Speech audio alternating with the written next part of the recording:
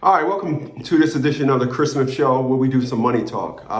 One of the services that I provide in my day-to-day when I'm not doing things with helping fathers with their legal issues and drafting up motions, I am helping people with helping them structure their lives. As a 56-year-old man, it's only the right thing to do. So what we're going to do is going to get on the phone right now with the consultation, and that's going to start right about now.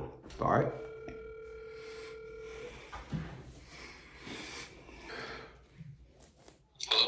Hey, how you doing, man?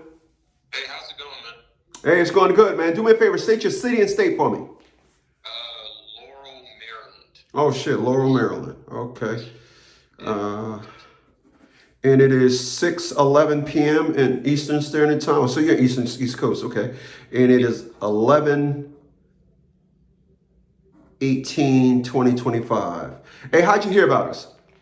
I was watching some of your videos on TikTok, and a lot of your, I watched some of your videos on TikTok. TikTok, okay. All right, man. So I'm gonna tell you, like I tell people, we are doing money talk. As a person, as an entrepreneur, you probably listen to a lot of what I say concerning family court and things like that. But of course, you want to do a consultation based on business, so you pay for that consultation via my Cash App. So the first thing I'm gonna start off with asking you, how old are you? I'm 28. 28. Okay. Any business experience in the past? No. Okay. What is it that intrigued you about, what type of work are you doing now? I'm in IT. Okay. And what is it that you want to get into, and then we'll go ahead and get this thing started. Where's your admiration going, and what's pulling you away from IT or into wanting to do a business consultation?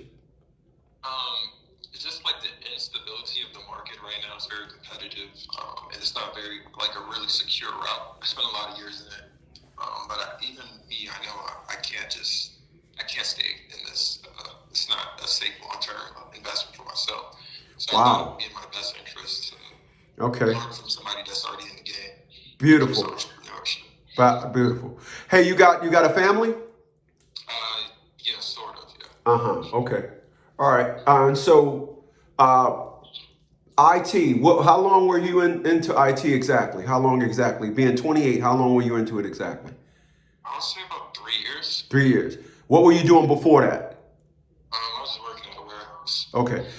So the reason why I asked you that is because normally what happens when individuals want to jump out into business, do their own business, they normally get pulled into it. One of the beautiful things about business is the three things that you need to do is you need to be an entrepreneur, a businessman, and you need to be an investor. So I'm gonna listen to what you're gonna say, and then I'm gonna try to pull what you say based on what you grab some ideas based on where your ideas are. Of course, the financial status of it. Then I'm gonna touch bases on those three things, and then it'll kind of get you to understand or kind of crack your brain open, so you can have you advance you some understanding on what it is that you want to do. So where are you going? What are you thinking about concerning business and creating your own business? I just started recently to look into it, probably like a month ago, but I think the best course of action for me is to sell a digital product. Oh, wow. Okay. But I'm not too sure. I think I need to be more experienced in my field to actually be confident enough to put out products. Very good. Where we're at now in the space where we're at now is you kind of create a platform and feed your product off of your product is fed off of your platform. So you pretty much know that and know where you need to be. So very well. That's very good understanding that you have that. So go ahead.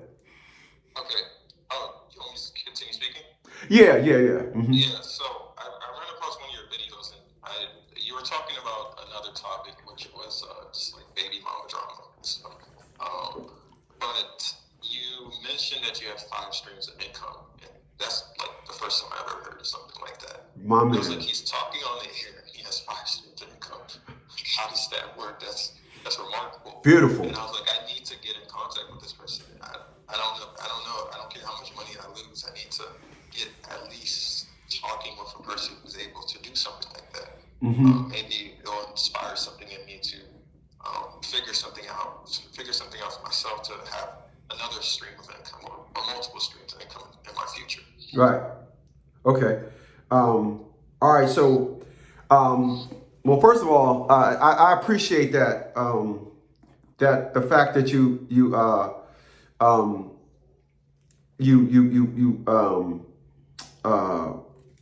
watched that video, and I'm glad that I kind of said something that's gonna that grabbed out to you, and I actually have 6 streams of income. I just tell people 5. Yeah, I kind of just say 5 streams. I used to say 6, but I just kind of say 5 because you know I just for talk.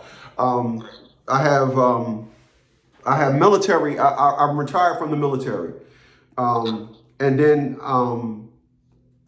I count my consulting business, which is the business that you use now. That's another. So when you see my business where I say $50, everything starts with a consultation, $50. My consulting business and my legal business of helping people once they retain me, those are 2 separate businesses. Okay. So as you know right now, you got that, my consulting, and then of course my retainer business, the business of the League of Dads and the National Fathers League. Once you become under retainer like that, you're under me and Lydia. Of course, we do the thing where we do we'll do a lot of research and everything to help you with your stuff. Lydia helps me with that business. She don't help me with my consulting business. This business here, she'll set the appointment, but she don't do anything other than that because it's strictly consulting. Then I have another stream of income. I have 2 vehicles that I got on Turo. What does that mean, Turo? Turo is a car leasing. So I have one of my BMW convertible, my BMW Z4, and my Nissan Leaf. I actually have those 2 cars on Turo. I live near a beach, so I specifically brought my BMW Z4, which is a hardtop convertible. I specifically brought that car to put on Turo. I threw the Nissan Leaf on it 2 years later when I was like, oh, people want to rent this car. I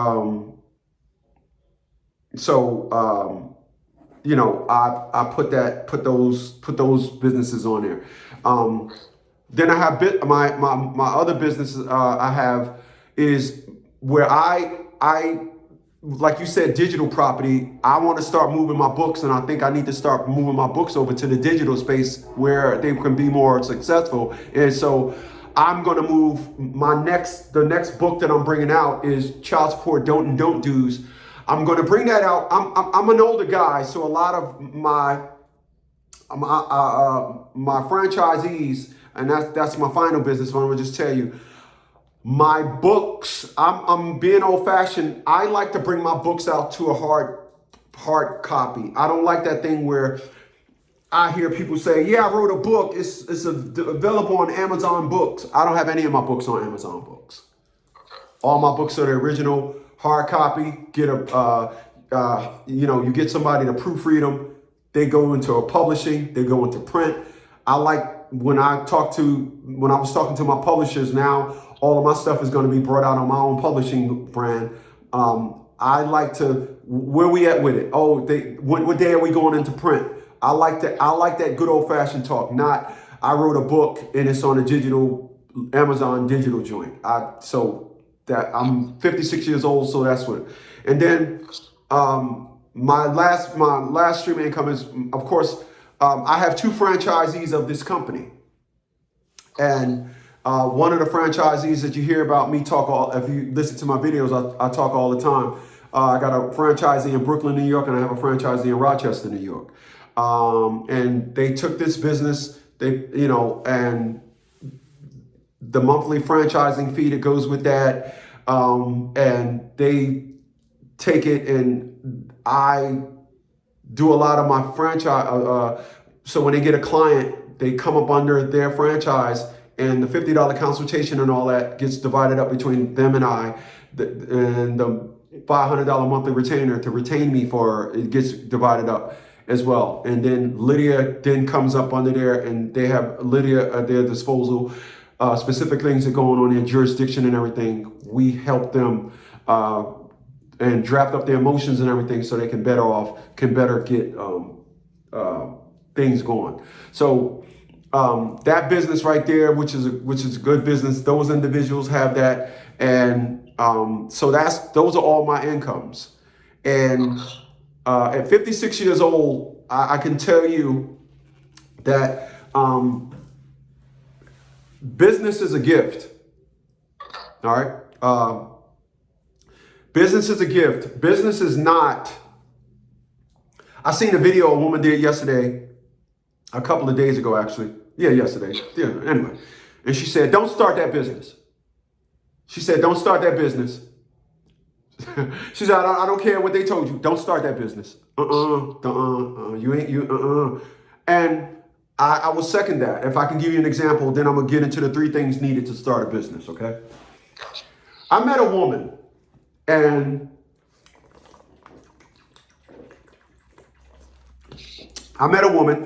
excuse me, I'm drinking. I met a woman, and that woman got into the trucking game in 2020. Brought her a truck. Female, brought her a truck.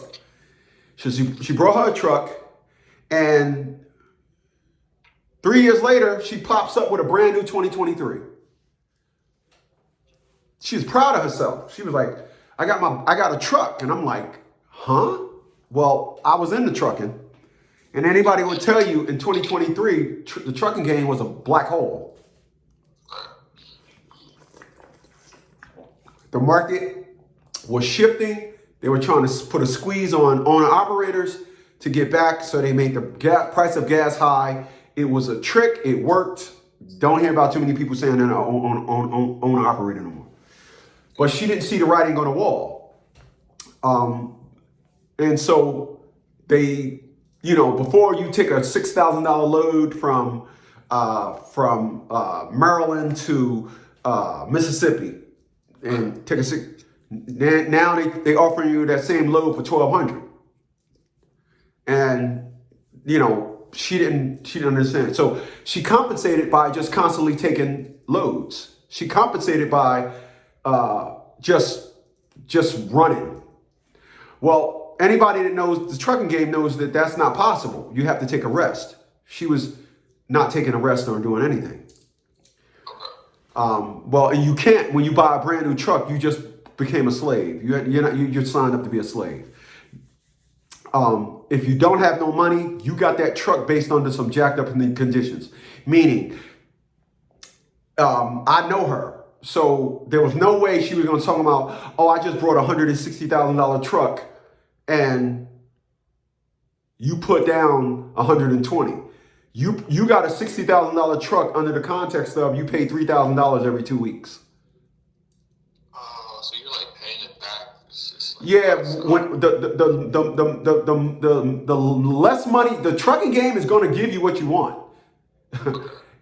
Are you ready for it? The less you're ready for it, the more you rely on them to give you, to incentivize you in a program. So they're gonna give you what you want. There are people that can say, look, I done brought a truck, I done paid it off.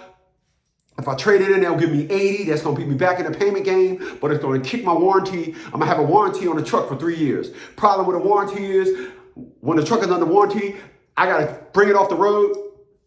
When it's under warranty, they're not going to fix it in an instant. May not get my truck back for 2 months. So it's a pros and cons to it. She didn't understand none of this. So she just running the truck. Anyway, she ended up getting into an accident. When you get into an accident, your fault or not, they want to see your books. You cannot delete your drive logs. Every 10 hours, you got to take a break. She wasn't doing that. She just was running that truck. Everything is digital. She thinks that she can just She thinks she can just run the truck. Everybody knows you can't do that. But that's what happens when you buy a brand new truck. You bragging, I got a new truck. Anyway, make a long story short, I think she got arrested. She not on Facebook no more. She's not on TikTok no more. After that incident, she disappeared. I know what happens when you violate your logbook. You mess around and you can go to jail because that's a federal crime. Oh, wow. Yeah, that's insane. It's just, I didn't know there was like so much. They're trying to keep you locked in and not being able to make yourself more money in the future. Yeah, I just surrendered my CDL license. My license was due, and I surrendered my CDL. I know I'm never going to get in a truck again. I'm not interested. I'm not at all interested. So, to me, it's an ugly game. Hold on one second. Hold on a second. All right. So, again, so she ran that truck, and I just see that the 3 years that I was driving an 18-wheeler after having my license for 10 years, I drove the last. I said I got out of it. I got out of the game with no problem. I don't like the lack of respect that you get in the trucking game. I don't like the fact that everybody can tell you what to do in the trucking game. You can go to somewhere and be 10 minutes late, and that person at the gate can tell you, back this fucking truck up, get out my face, and you can't say nothing to them. You can't say, let me teach to your supervisor, can't do nothing. Everybody disrespects the trucker. Yeah, I mean, I've seen a couple videos like that. I didn't know it was like an everyday type thing. Yeah, no, that's the game, and they want to go ahead and deny the load so they can get it at a cheaper rate. So, business. So again, I'm gonna tell you there are key things. The three key things when it comes to business. The key three things to business is you must be an entrepreneur, you must be a businessman, and then you must be an investor. You miss one of those, you will fail. You got to have all three. You cannot be an entrepreneur, but don't be a businessman. You can't be a businessman, but don't be an investor. You can't be an investor and not be an entrepreneur. You can't be an entrepreneur, but don't be an investor. You need all three. All three are the pizza, the dough, the cheese, and the topping. You got to have all three. So, the entrepreneur in you. The entrepreneur is the person that thinks of the side of you that thinks of the idea. Okay? The entrepreneur is the one that creates the blueprints to business. Okay? I don't know how good you are, which one of those you're good at. Some people are good at the entrepreneur part of it. Some people are good at the investment part of it. Some people are good at the business part of it. So I don't know which one you're good at, but I'm gonna break it down. I'm gonna break it down to you, the entrepreneur thing, and then I'm gonna ask you about it. You give me your feedback on it, then I'll move on to the next one. Okay? So entrepreneur is the person that dreams of the idea. Entrepreneur is the one that when you were a kid, you was dreaming of one day you was going to be a millionaire. The entrepreneur is the one where all the ideas are born. The entrepreneur side of you, the entrepreneur side of you is the one that sets the plan. You will not and cannot grow if you don't continue to be the entrepreneur. I was talking to a friend of mine that was in business today, 26, 27 years. And they're getting a building built. And I said, wow, this guy's keep on going. You must always add something to your business to grow as an entrepreneur. Always. You cannot just say, I got the business running. It's a well-oiled machine. Well, you got to break it yourself to add some more stuff to it. Break it down to fix it, to add some more stuff to it. So you got to be an entrepreneur. You cannot. I don't even know why you would even talk about business if you're not one. So what right now, what type of entrepreneurial ideas do you have, if any? You don't have to have any, but what are you thinking? I'm thinking of like selling something that is like marketable, maybe like a product, just to get my feet wet. Okay. Just to get a little bit of understanding of the game. Okay. I think that's like the entry for like most people.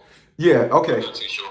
No. Okay. No. That's a good answer. Hey, listen, honesty is always the best thing. So Okay, so do you work a 9 to 5 now? You work on your own time? What are you working at? It's sort of like a 9 to 5. Okay. Nobody's really monitoring me, No, but okay. The first step into becoming an entrepreneur is understanding free will too. So let me add that in there. Let me add that in there, because a 9 to 5 is an entrepreneur's cancer.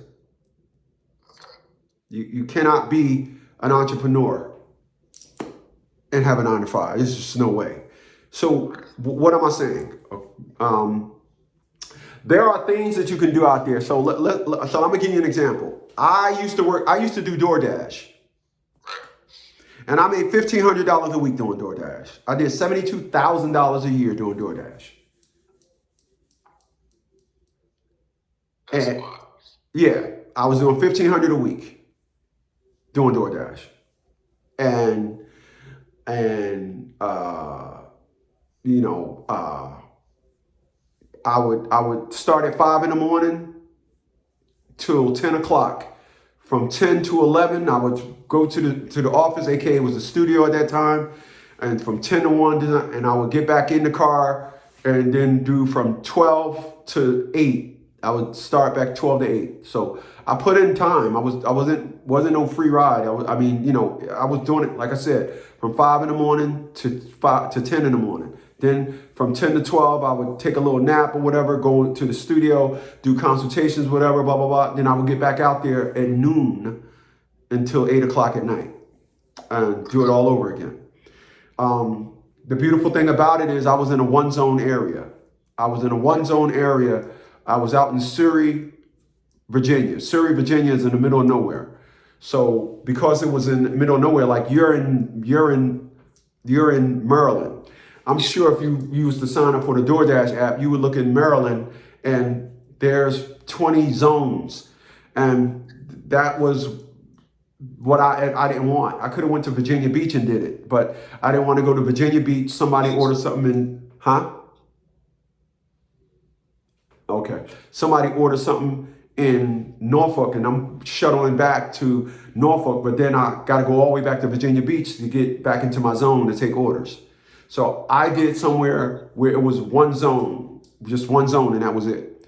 And that's how I was able to do it. I strategically did an area that was far from my house. I went and did that. Nonetheless, but my point and where I was going with that is the ability to drive all day and think about things is the reason why you and I are on the phone right now. Because when I came back, so in 2023, I went to driving a truck. I came from driving a truck. I went driving a truck and then I went to doing DoorDash. Then I came back full time to doing a League of Dads. When I started doing a League of Dads full time, instead of doing it every once in a while, that's when I started my consultations and this and all that. So I came back to the business under a consultation brand, under doing things different, and the rest is history. But all of this was thought of because I would be in a car just thinking all day, thinking. After I drop somebody's food off, I get a chance to think. I get a chance to pause. I get a chance to breathe as opposed to doing a 9 to 5. All right. Okay. So understand that the entrepreneur in you.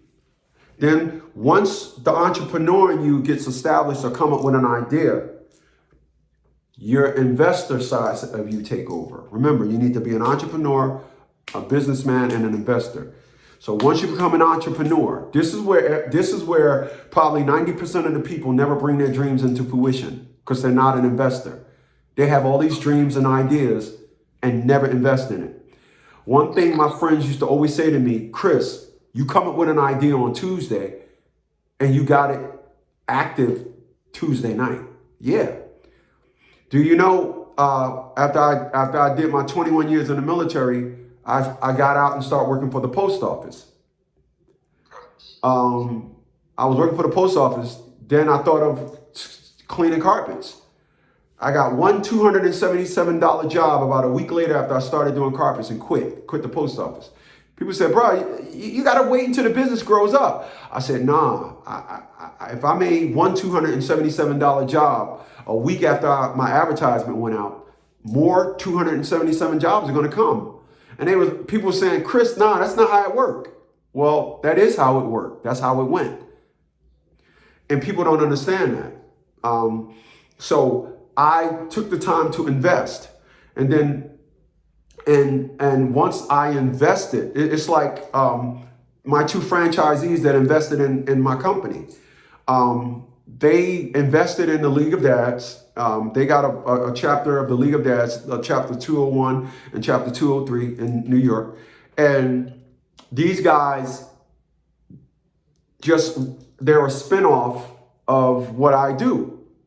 So they're not entrepreneurs because they're not doing their thing.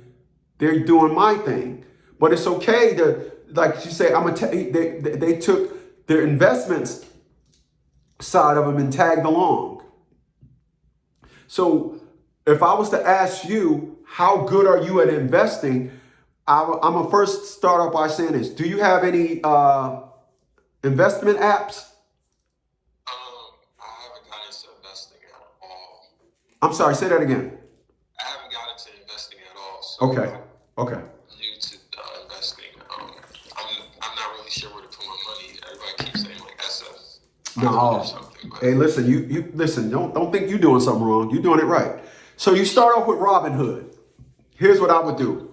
I would get the Robinhood app, and you can go on, download the Robinhood app, and I'll send you the link when we get off, when we done. I'll send you the Robinhood link, and you invest in Robinhood, and every time you get paid or whatever, you invest $50. That's what I started doing when I first got Robinhood, $50. Now I got like 6,000 shares of this one stock, and so that's how you do it. So not being an investor is always room to develop both your entrepreneurial side, and it's always room to invest your entrepreneurial and in your investor side. I think the one thing that you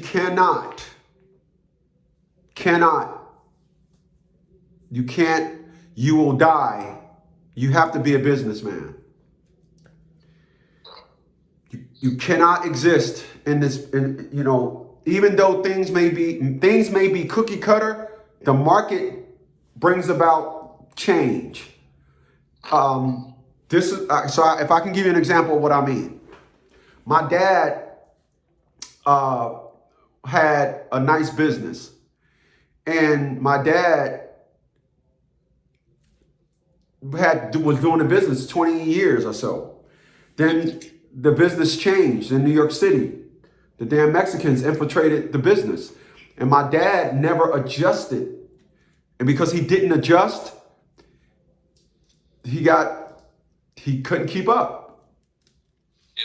So then he started trying to do real estate, and I'm like, dog, you in your 60s, man. What the hell are you doing? So you talking to somebody that, when I was a kid, I was 7 years old. I told my mom I have to start saving my money for when I get old. Yeah. And my mom looked at me like she seen a ghost. She said, you got your whole life to live. What are you talking about? Well, I'm old now, and I'm doing good. Right? So you cannot. The reason why I told you about DoorDash is because DoorDash is an entrepreneur. It can develop your entrepreneurial skills. It can develop your entrepreneurial skills because you can work whenever you want. You ain't got to do nothing. You turn on the app, you on. All right. The reason why I told you about the Robinhood app is because you could start the investment, get your investment in there. Investment, when you can get a 25-cent dividends and dividend payoff. And you'll say, well, now your brain starts working. Man, if I multiply that times 8, and that's $2. If I multiply that times 1,000, then that's 25,000. It's the multiplication. It's just that's all it is. It's just to get you in the front mind frame. And then another thing, if I was to ask you, hey, you invest? You could say, yeah.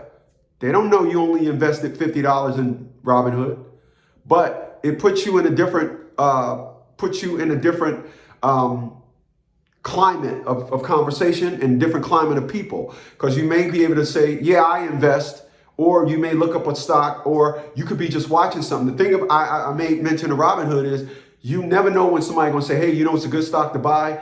CLM. CLM is a good company, man. He just developed, man. They're making a halogen phone.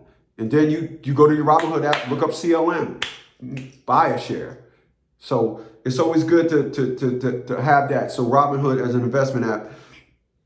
But your business side of you is where you bring everything home. Your business side of you is, again, I know my ex-girlfriend, her father brought her a beauty salon, but she's not a business chick, so it went out of business. You got to be a business person. And part of being a business person is being smart enough to know who you got to get with. And again, like I said, the Robinhood app, when it comes to business, get with business people that know business, so what they what they got can rub off on you. Okay. All right. Gotcha.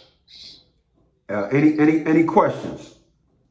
Yeah, I wrote down some questions. Take your time. I guess my first one was like, if you had to start from zero, what would you do first? Is it what you said, the entrepreneurship, then the investing, then the business side of things? Okay, if you have to start from zero, you start with what you already got. Okay. So, for example, you drive, you got a car? Yeah. You start with your car. You turn that into business. So you do Lyft, you do DoorDash, you do whatever, because you got a car, you know what I mean? Yeah. You got a car. So when it comes to business, you start with what you already got. Don't go like old dumb girl did, brought a $160,000 truck. Don't do that. Start with what you already got when it comes to business. It's easy. It's easy. And then, so let's say, because you said you were building, you did DoorDash, you're making about $72,000 a year. Uh-huh. Did you take that money and invest it? That's what you did with that money. It was your investment money. Well, okay, so no, I invested it, but no, I didn't need to, because I had multiple businesses in place anyway. So the league of that money was just, first of all, I had $46,000 in debt. So when the new year came in, 2024 came in, I had no debt. My debt was zero. Besides my mortgage, but that's what I did with that money. One of the things that I probably didn't tell you is each one of my incomes have a job. Because one of the things that we do here at bankruptcies is what we didn't do. What I know when it comes to money is the average person have about 8 bills, but one income. So I would always tell individuals when I spoke at events is, why do you got one stream of income? Because the average person got 8 bills. If you had to fight 8 people, just one of you, do you think that's fair? No. All right. So why don't you go and get multiple streams of income to fight the multiple bills you got? It's you against the bills. You know? So that's what I did with that money. I didn't have to, the League of Dads was always there,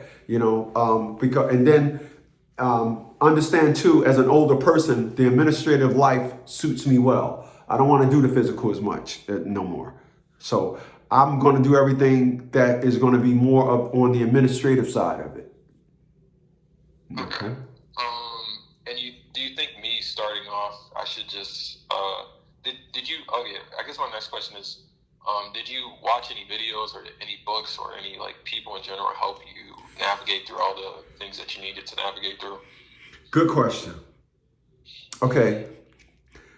My dad taught me all the business stuff that I need to know, so I didn't have to read no books or nothing when it came to business. However, I am holding a book that I was just reading 20 minutes before I called you, Dave Ramsey. I read this book. It's Dave Ramsey's Complete Guide to Money. This is a book that I probably read 3 times a year to refresh. I read it many a times. You can look at Dave Ramsey on YouTube. But I'm holding a book in my hand again. Dave Ramsey, The Complete Guide to Money. Once you understand money, then you'll know how to use money. And that's the biggest reason as to why here in 2025, everybody's running around saying that I can't afford my car note no more. They're saying that I can't afford my mortgage no more. I was just watching a video before I called you in Chicago. Their property tax went up 100%. They're crying. Everything can go up, whatever it wants. I'm not affected by nothing. I am not affected by my life. I am not affected by the interest rate. I am not affected by a shortage. I'm not affected by none of that because I live way below my income. Way below it. Way below it. And I always will. You know. So Dave Ramsey is the person that I listen to when it comes to money. I truly believe that if you was to listen to Dave Ramsey, you would also get what it is you're looking for when it comes to investment things, because he talk about investments on his show as well. So investments, he'll teach you how to invest and percentages of investments and things like that, which is excellent to know. But I personally didn't need it because I had $102,000 in the bank when I was 17. I got my BMW that I brought when I was 19. I still got it. I paid cash for it. That's insane. I guess what was my next question?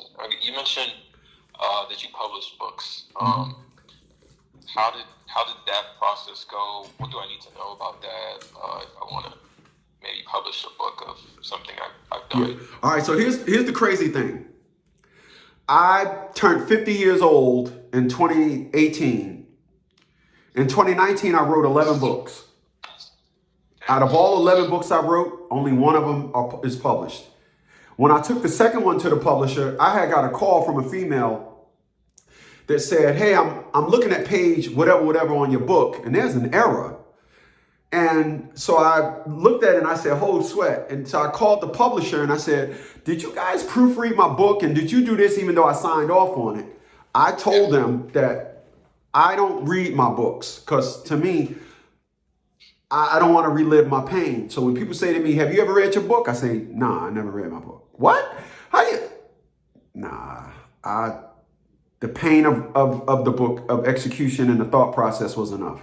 Nonetheless, so the publishing company that I was going through, everything starts off with a manuscript. You got to write your book. So I would say somewhere around 70,000 words, get you a nice book. Okay? Okay. So, and then I think my last question was, do you, for like my first business, my first entry into try to making a business start, should I try to sell a common product and then see how that goes and go on from there and see if I can pick up new ideas? Because I just don't want to waste time. Okay, what's your example of a common product? Like something related to maybe clothing or and maybe it can be like a tool that somebody could commonly use or something like that. So you got a car, you said, right? Yeah. Did you ever drive for Lyft? No. Okay. So here's what I would do. I would sign up for Lyft, and that common product you're talking about, you put it on the inside of the windows in each of the cars. Like right now we're hiring. So I don't do Lyft because I need to do Lyft. I need to do Lyft so somebody can look at it and say, oh, I can do that. And then I can set them up for an interview. Oh, I see what you mean. So whatever product you're selling, if you're selling barbecue donuts, all you got to do is put it on the back of the seat, that seat where they sitting at, the seat that's facing them, or take a piece of tape a thing which is 3 feet by 5 feet, little square flyer, tape it inside the window, right where they sit at.